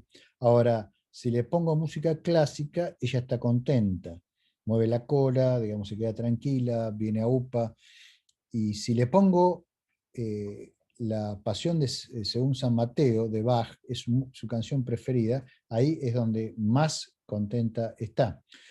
Ahora, ustedes dirán, bueno, pero por ahí es un tema de acostumbramiento, Romero, porque usted, que es un enfermo y está todo el día escuchando todas esas cosas, bueno, quizás hay un acondicionamiento de la perra y entonces simplemente se trata de eso y no de una experiencia estética legítima. Pero la realidad es que no podemos concluir en una dirección o en otra. Hace falta estudios serios al respecto.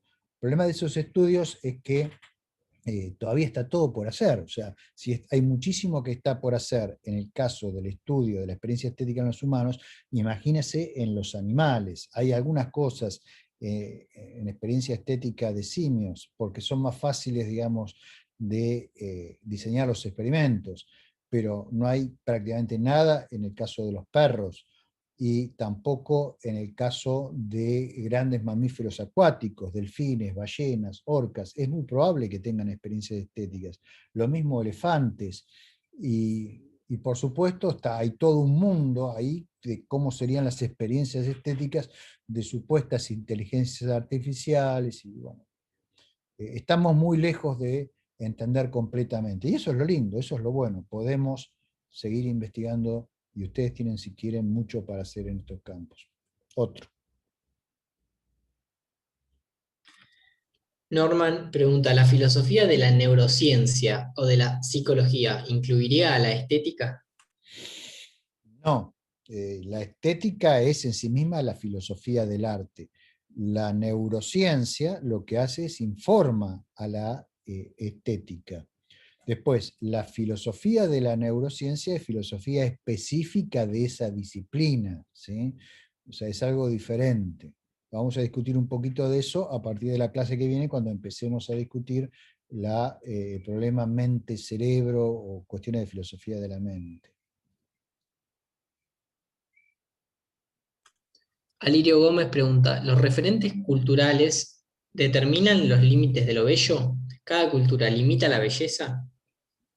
Bueno, eso se relaciona con lo que había mencionado al principio, cuando hicimos la caracterización general de movimiento artístico. Ahí tenemos una sociedad que alberga al movimiento estético y yo mencioné que hay un complejo de relaciones entre la sociedad y el movimiento que es alojado por esa sociedad. Hay una realimentación que no está muy bien entendida, pero claramente hay una influencia.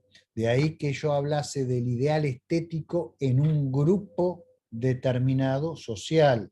Los ideales estéticos pueden cambiar muchísimo de un grupo a otro, incluso dentro de una misma sociedad, y ni hablar si pasamos de una sociedad a otra. El ideal de belleza, por ejemplo, en el Japón medieval, es completamente diferente del ideal de belleza que podría llegar a haber habido en la Grecia clásica o el ideal de belleza en, en la Ilustración, ¿sí?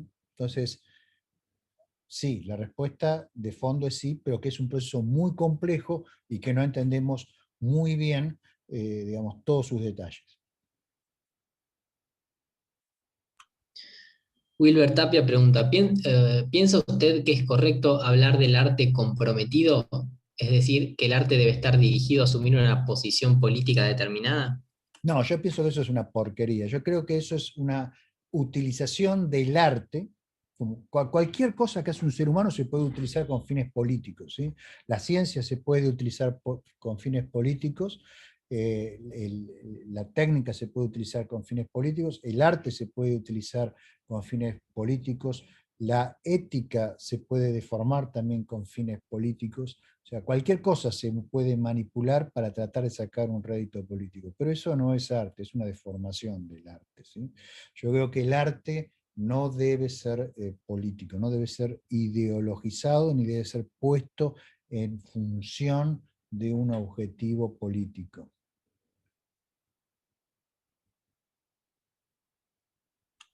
Gerardo pregunta, ¿la definición propuesta incluye o excluye el llamado arte en bruto o marginal creado por personas autodidactas desvinculadas del mundo del arte? Por ejemplo, el Palacio Ideal del Cartel Ojeval en Francia. Bueno, la cuestión es si esas personas produjeron esas obras porque les generaban una experiencia artística, estética, perdón, o no. Es probable que sí, porque si no, digamos, ¿cuál fue la motivación para lo que lo hicieron? En la caracterización que yo hice, eh, indiqué que tiene que haber un público, pero ese público no necesariamente tiene que ser otro, ¿sí? Porque puede ser que la experiencia estética la tenga uno, entonces uno es su propio público y uno es su propio crítico. Ahora, en la medida de que esté todo limitado a una única persona, no va a haber un movimiento artístico. Lo que va a haber es una producción artística, va a haber una obra de arte, va a haber un único individuo que va a ser crítico y va a ser público al mismo tiempo. Si eso se ha de generalizar a un movimiento artístico, tienen que intervenir necesariamente otros individuos, ¿sí? Entonces, yo diría que eso sería una especie de protoarte.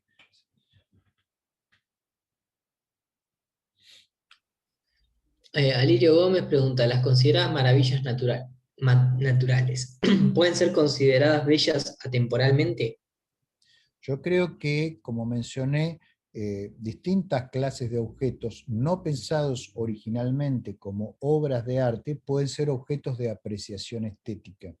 Entonces, así como un paisaje puede ser objeto de apreciación estética, así las pirámides, por ejemplo, que fueron construidas como básicamente monumentos funerarios, pueden ser objeto de apreciación estética, por supuesto, lo cual no quiere decir que sean obras de arte, ¿sí? Son objetos que valoramos estéticamente y decimos que son bellos.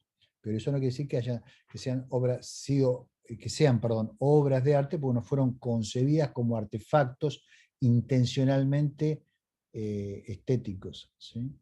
Y lo mismo aplica a las otras maravillas, a la mayoría, por lo menos, de las otras maravillas del mundo. O sea, el Faro de Alejandría, el Templo de Halicarnaso, el Gigante de Rodas, los jardines colgantes de Babilonia. O sea, en general ninguno fue concebido como una obra de arte en sí mismo, sino que tenían otros propósitos funcionales, ¿no?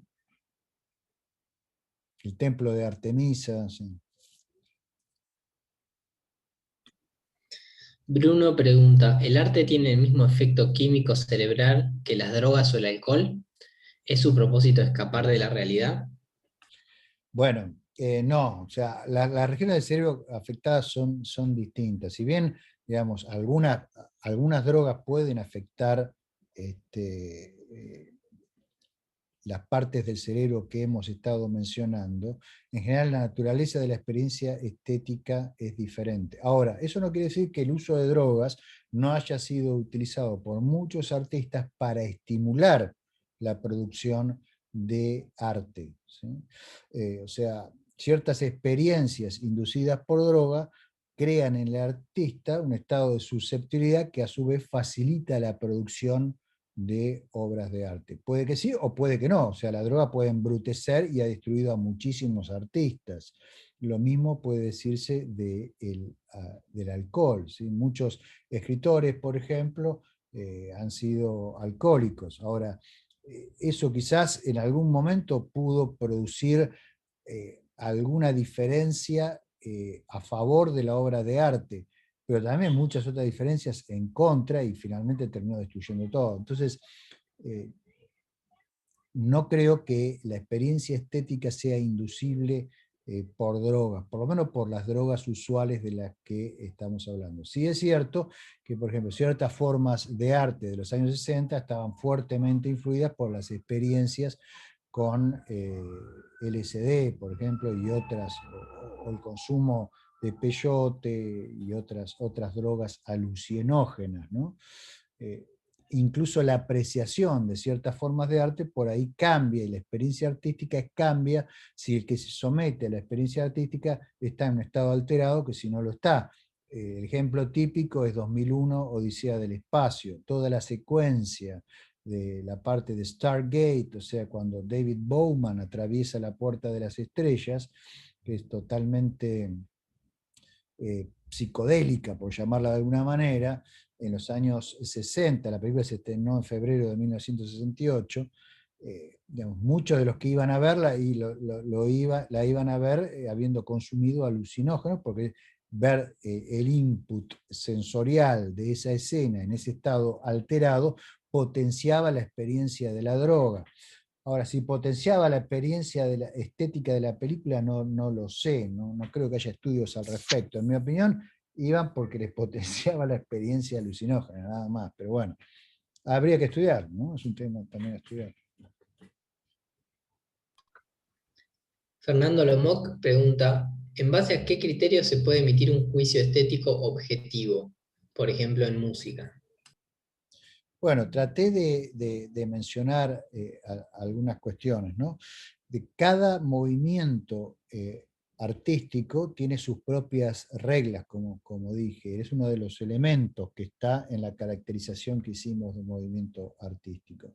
Entonces, si uno va a evaluar la experiencia estética que produce esa obra de arte dentro de del contexto de ese movimiento, va a tener en cuenta en la evaluación objetiva ese conjunto de reglas y va a tratar de establecer cuán bien, siguiendo esas reglas, esa obra particular produce el efecto estético buscado, la experiencia estética buscada, y la va a poder comparar con otras. Por ejemplo, si hablamos de música en el periodo romántico, bueno, vamos a poder comparar, según esos criterios, cuál es el efecto de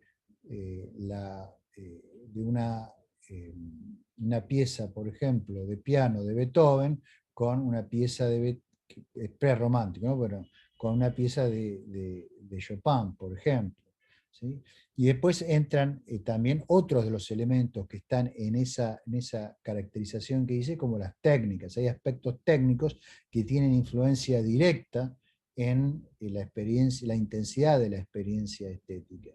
Y la intensidad de la experiencia estética, como vimos, parece correlacionar aproximadamente en forma lineal con el estímulo de ciertas áreas del cerebro. O sea que en principio eso se puede contrastar objetivamente.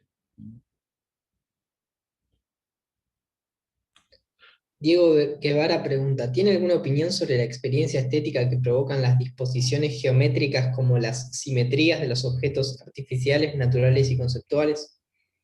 Bueno, ese tipo de consideraciones son muy importantes en las obras de arte conceptual, ¿no? Un ejemplo es lo que les mostré de M.C. Escher. Ese tipo de obras descansa fuertemente, pero también juega un papel importante en el arte, las formas de arte más clásicas y en el arte del Renacimiento, donde la estética, la perspectiva, donde la perspectiva, la geometría, juegan un rol importante a la hora de tratar de transmitir una experiencia estética basada en criterios de armonía. ¿Sí? Hay otras obras de arte que intentan otros criterios que no tienen que ver con la armonía. Pero entonces sí, tiene una incidencia, depende de la corriente artística, y no creo que haya estudios en profundidad sobre las diferencias de ese tipo de experiencias estéticas con los tipos de experiencias estéticas que, por ejemplo, pueden producir otras formas como el expresionismo, el impresionismo, que no descansan tanto en la geometría, la perspectiva y los aspectos conceptuales. La impresión sobre la base de los estudios que ya existen sería que en un caso, el caso que plantea, me olvidé el nombre de quien me está preguntando. Diego Guevara. En el caso que plantea Diego, cuando es más conceptual, uno esperaría que haya una mayor excitación de todo el lóbulo, el neocórtex prefrontal, ¿sí? Medio prefrontal. Mientras que en los otros casos, donde lo que domina el input visual, quizás sea la ínsula o las partes más cercanas al sistema límbico, lo que más excite. ¿Sí? Pero es una especulación, hay que contrastarlo con experimentos. Si te parece, te hago la última, Dale. que es un poco larga, tiene introducción. Camilo Rendón dice, supongamos que alguien agarra un par de zapatos, los vende en una galería de arte, esta los expone en algún museo de arte contemporáneo y muchos objetan que eso no es arte y no merece estar ahí. Sin embargo, algunos pueden experimentar una experiencia estética. Otros simplemente objetan que dichos zapatos no son arte porque no cumplen con ciertas reglas o condiciones. Para que algo sea arte, sí o sí debe generar alguna experiencia estética. ¿Y qué sucede si ciertos críticos afirman que algo no es arte por no cumplir con tales condiciones, pero sigue causando una experiencia estética? Bueno, sí, casi lo que me pide Camilo es una nueva clase, ¿no? Porque hay un montón de temas metidos ahí adentro. Lo que me está planteando es, por ejemplo, lo que ustedes, si van al Pompidou en París, al Museo Pompidou, van a ver el famoso mingitorio este de Duchamp, que es un mingitorio que está tirado ahí, y eso se supone que es una obra de arte. Es una obra de arte en la medida que produzca una experiencia estética. ¿Por qué se supone que eso eh, es una obra de arte? Porque no es solamente el mingitorio, hay toda una teoría atrás. Ustedes recordarán que dije que en la caracterización que hice de nuevo, que les imploro que la lean con cuidado porque ahí están muchas de estas cosas consideradas y van a poder responder estas preguntas si entienden esa descripción que hago. Ahí hay todo un trasfondo de conocimiento que se presupone y se integra a la hora de hacer la obra de arte. Esa obra de arte no está destinada a un transeúnte cualquiera que si la ve ahí, por ahí va y trata de orinar porque pensó que era el baño. No, está diseñada para una persona que ya viene preparada de una determinada manera para interpretar esa obra como una crítica a una forma de ver el arte. ¿Sí? Entonces, en esa crítica de forma de ver el arte, a su vez hay involucrada una experiencia estética que se manifiesta, en este caso, no por medio de algo bello, pero puede ser una experiencia estética positiva, como en el ejemplo que les di de la película de Gaspar Noé, porque produce un shock en cierta clase de espectadores con cierta formación que les genera una experiencia estética positiva y les hace tener reflexiones, experiencias que no hubieran tenido de no haberse encontrado en ese contexto con esa obra, ¿sí? Pero requiere una formación previa y un montón de cosas. Para el que no tiene esa formación, eso no va a producir experiencia estética y esa persona no va a juzgar que eso es una obra de arte, ¿sí? De la misma manera que hay muchas obras de arte que producimos en Occidente que si se las mostráramos, por ejemplo, a una cultura precolombina, no las reconocerían como obras de arte, ¿sí? Entonces, recuerden que dijimos que un movimiento artístico está inserto en una sociedad que tiene todo un background de conocimiento, etcétera, etcétera. Entonces, volver a la caracterización que hice para tratar de encontrar por ustedes mismos las respuestas a este tipo de preguntas que seguramente se les están formulando en este momento en la cabeza muchas más. Muy bien, con esto terminamos. Nos reencontramos el martes de la semana que viene para hablar de filosofía de la mente. Quizás empiece con un pequeño repaso de toda esta parte central de la materia, ¿sí? Una especie de pequeño resumen, y arrancamos con filosofía de la mente. Que tengan muy buen fin de semana y les mando saludos.